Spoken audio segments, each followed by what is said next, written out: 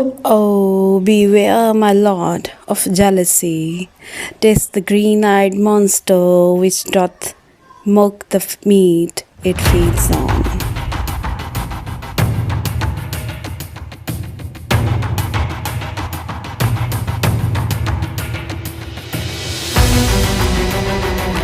Hello and Assalamu alaikum. Welcome back to my channel. Let's learn with Mehreen, and I am Mehreen. According to Swinburne, Othello was the noblest man of man's making. Othello, the hero of the play, is an outsider, an alien to Venetian natives. He is a Moorish nobleman who is convert to Christianity. He serves to the state of Venus as a general and is later appointed governor of Cyprus. Othello has secretly married to a young, beautiful Venetian lady, Desdemona, the daughter of a Venetian senator, Brabantio. As the scene of the play is set in Venice, so most of the characters are Venetian. Iago is also a Venetian who serves under Othello as his ancient. Iago is in fact the villain of the play, the real manipulator. Emilia is Iago's wife and maid to Desdemona. Cassio is a young Florentine whom Othello appoints his lieutenant in preference to Iago, who seems to have been expecting this post. Rodrigo is an unsuccessful suitor by Desdemona, who is duped, exploited, and later killed by Iago. As I have told you earlier, that Othello is a Moorish nobleman and adventurer in the service of the Venetian state as a general against the Turks. Othello was for a long time the guest of a Venetian senator named Brabantio. While he stayed there, the host's youthful daughter, Desdemona, would eagerly listen to the guest's stories of great adventure until she came to fall in love with him. Othello and Desdemona married in secret. On the other hand, Othello has the misfortune of arousing Iago's animosity by choosing another man, Michael Cassio, as his lieutenant.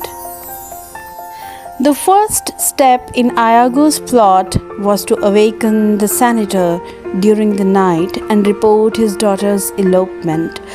Iago safeguarded himself from suspicion by shifting the blame to a rejected suitor of Desdemona named Rodrigo. The angered Brabantio appealed to the Duke of Venus against Othello, whom he accused of winning his daughter by black magic. However, he came to know that just then the Venetian Senate was about to send Othello to Cyprus to protect that island against the threatened invasion of a Turkish fleet. Desdemona steadfastly refused to give up her husband and return to her father. Not only that, she asked the Duke's permission to accompany her husband to Cyprus. The unsuspecting Othello appointed the honest Iago to bring Desdemona after him.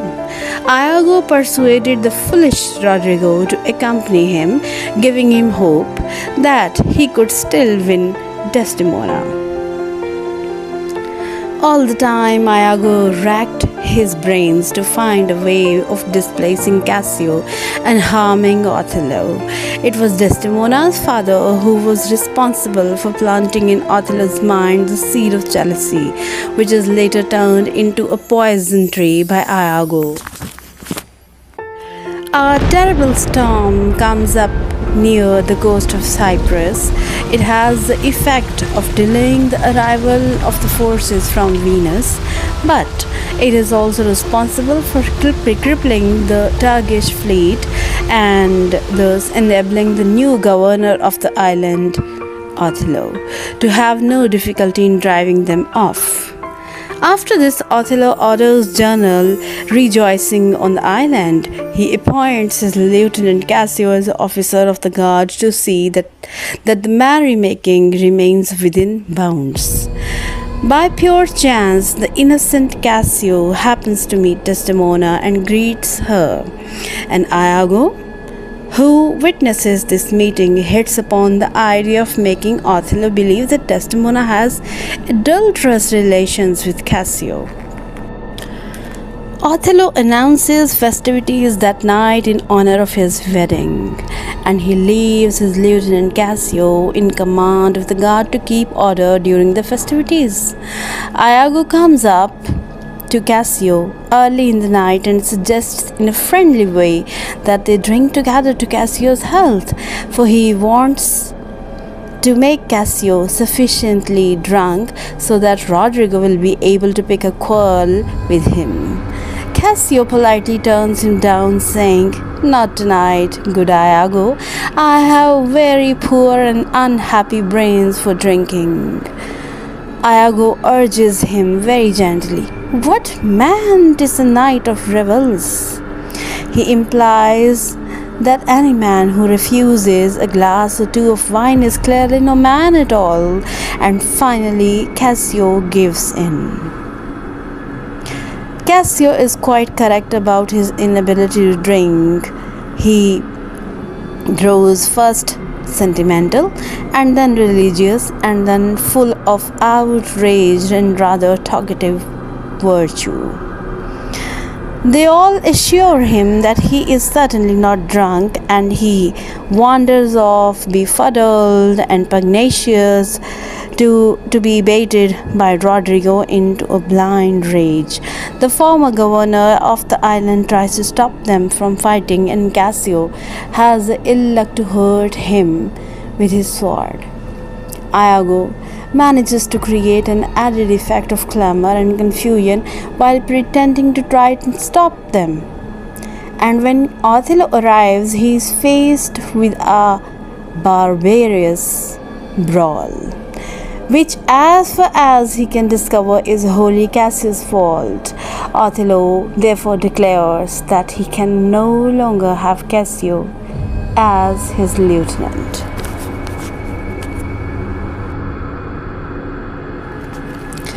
Now Cassio is extremely dejected, and Iago points out that he can get back into Othello's favor if Desdemona will intercede for him. The general loves his wife so much that he can refuse her nothing, and Desdemona herself is always ready to do anyone a kindness. Cassio resolves to ask Desdemona for help the next morning, and Iago plans to make it appear to Othello that she is pleading for her lover. Early in the morning, Cassio presents himself at the castle and asks to see Desdemona. She agrees immediately to try and persuade her husband to take him back into the favor. And as they talk, Othello and Iago enter at a distance. And this is the beginning of the disaster. Iago, acting the part of a loyal and worried friend, makes a slight gesture of discomfort when he sees the two of them together. Othello asks whether it was not Cassio who parted from his wife, and Iago pretends that it could not have been Cassio who slunk away so guiltily from Othello's wife at his arrival. As a natural sequel, Desdemona pleads Cassio's case. She is so fervent in Cassio's defense that Othello finally gives in to her and says, "I will deny thee nothing." Iago now has the situation exactly where he wants it, and as soon as Desdemona leaves, he inquires in affectionate and troubled tones if Cassio knew her before the marriage. Othello says that he did and in fact acted as a go-between. Iago becomes even more troubled, giving a perfect picture of a reluctant friend hesitating on the brink of a disclosure that the husband has the right to know. Under Othello's prodding, Iago is brought to the admission that he suspects Cassio and Desdemona of making love to each other. A chance happening takes place to facilitate Iago's task. He is an old and valued friend of the Moor, and Othello has always trusted him. And Iago is always to cash this trust. Othello knows that this marriage is a risky one from the worldly point of view. Nothing holds it together but Desdemona's love for him, and there seems to be no reason why she should love a black man older than herself when a husband young, gallant like Cassio is available. Before they left Venus, Desdemona's father gave his new son-in-law a warning. Look to her, Moor, if thou hast eyes to see. She has deceived her father, and may thee. And now Iago makes the same point. She did deceive her father, marrying you. Othello really knows very little about his young wife. He only knows that he loves her with a helpless, hopeless, devouring passion, and that Iago's words have filled him with terror.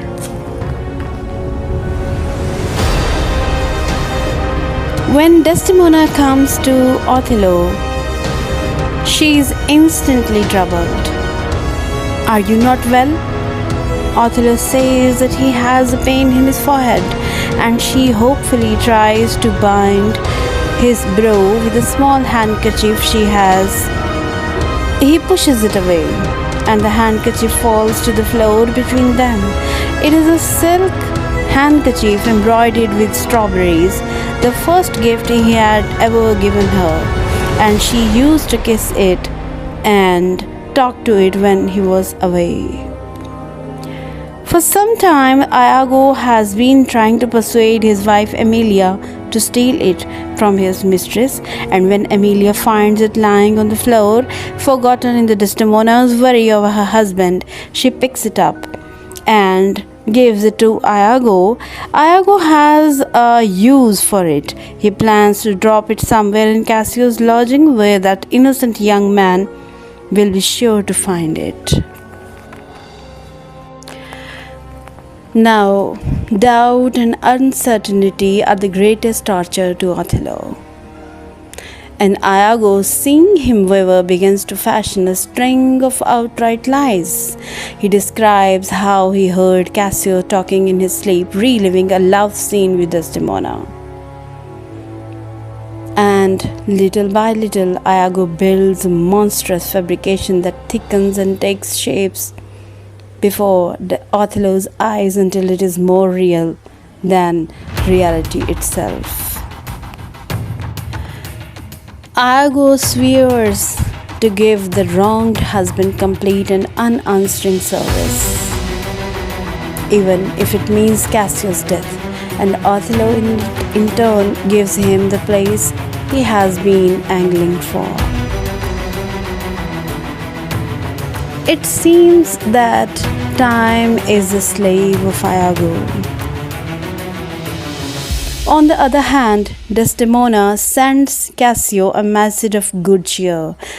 Tell him I have moved my lord in his behalf and hope all will be well. What chiefly troubles her at the moment is the loss of her handkerchief, and she is even more worried when Othello asks her to lend it to him.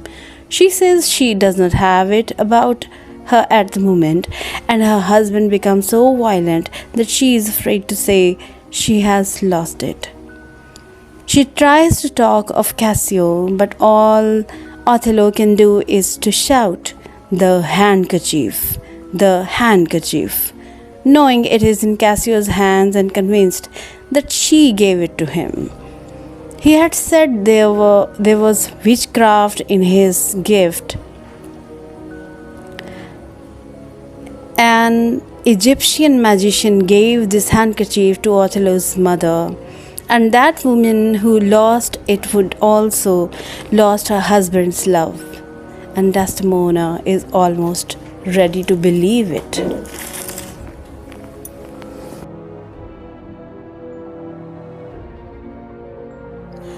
While all this tension is happening between Othello and Desdemona, Cassio pays visit to inquire about the progress of his suit, and Desdemona is forced to admit that she has been an unsuccessful advocate. She is inclined to think it is some political problem that is troubling her husband. Amelia, the wife of Iago and her maid, is a practical realist and thinks that Othello's trouble is jealousy. But Desdemona is sure that it's impossible. The monster of jealousy is already there, feeding upon itself.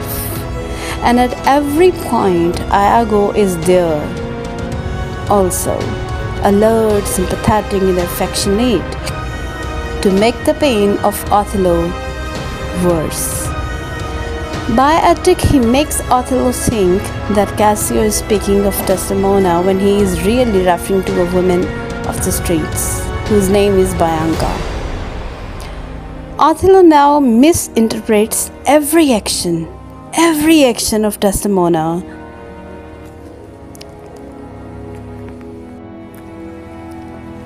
Lodovico, a messenger from Venus, arrives there and is shocked to discover that a breach has developed between Othello and Cassio. He also brings news that Othello is to be recalled to Venus, with Cassio taking over government of the island, and Desdemona remarks innocently that she is glad to hear it. Othello can bear no more and he strikes her. The Venetian messenger is appalled. The thing is unbelievable. As for Desdemona, she can make only one reply to her husband's brutality. I have not deserved this. I have not deserved this. Othello tries to force a confession from his wife's maid that Desdemona and Cassio are lovers, but Amelia is steadfast in her denials. Then he sends for Desdemona herself and tries to force the same admission from her. He does not use Cassio's name, and Desdemona still clings to the idea that Othello is enmeshed in some political difficulty. Amelia comes back to find her mistress in a blurred state, half between sleeping and waking. She decides to send Iago to ask her husband to forgive her for whatever it is that has made him angry. Iago assures her that it is some political matter that is troubling Othello and that it will pass. Go in and weep not, all things shall be well. Then when Amelia has left the room, he sends Rodrigo off to murder Cassio. Rodrigo will do anything to get Desdemona for himself and goes obediently. As I have told you earlier that Rodrigo is an unsuccessful suitor to Desdemona, and he still has the wish to get Desdemona at any cost. That is why he agrees to murder Cassio for Desdemona. Othello sends Desdemona to bed as night has fallen and gives instructions that her maid is to leave her. Amelia is reluctant to let her mistress be alone, but Desdemona insists.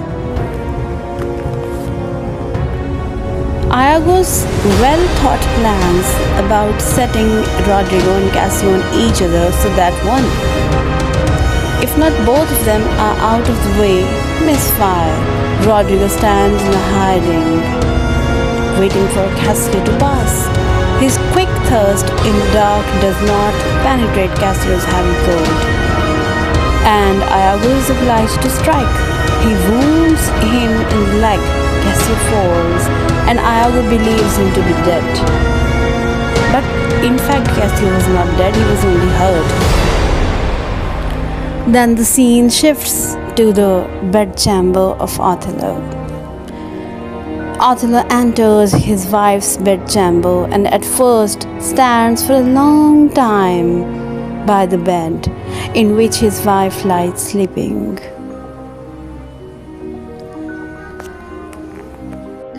The bedroom scene is really terrible as Othello is trying to kill Desdemona. The terrified Desdemona tries to protect herself with what little skill she has and struggles to make him realize that she is innocent. But she speaks to a madman who cannot listen. Then she learns that Cassio is dead and no one is left who can testify in her defense. And she abandons her useless outside, Emilia calling from the other side of the door, and Othello presses harder. He draws the bed curtains to hide what he has done, and Emilia comes in to say that Cassio is not killed but only wounded. There is a faint sound from the bed, and Emilia finds her mistress dying and barely conscious. The frantic maid tries to find out who committed the murder. The Desdemona has just enough strength left to protect her husband. Nobody, I myself. Farewell. In a fury of grief and rage, Emilia turns on Othello and he admits that he has killed his wife. He tries to explain his reasons and she sweeps them away. Then it is her husband Iago who tries to silence her. She manages to let Othello know who made her steal the handkerchief, and then Iago stops her with a knife thrust. She dies. She dies, saying, "She loved thee, cruel Moor. She loved thee, cruel Moor." Othello's sword has ceased. And with this dialogue, he drives a dagger into his own body and falls dying on the bed beside his wife, saying, "I kissed thee ere I killed thee."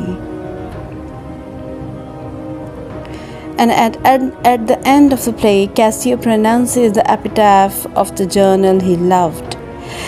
He was great of heart. Since Cassio is the new governor of Cyprus, it is his task to arrange for the punishment of Iago, who declares that from now on he will not speak a word.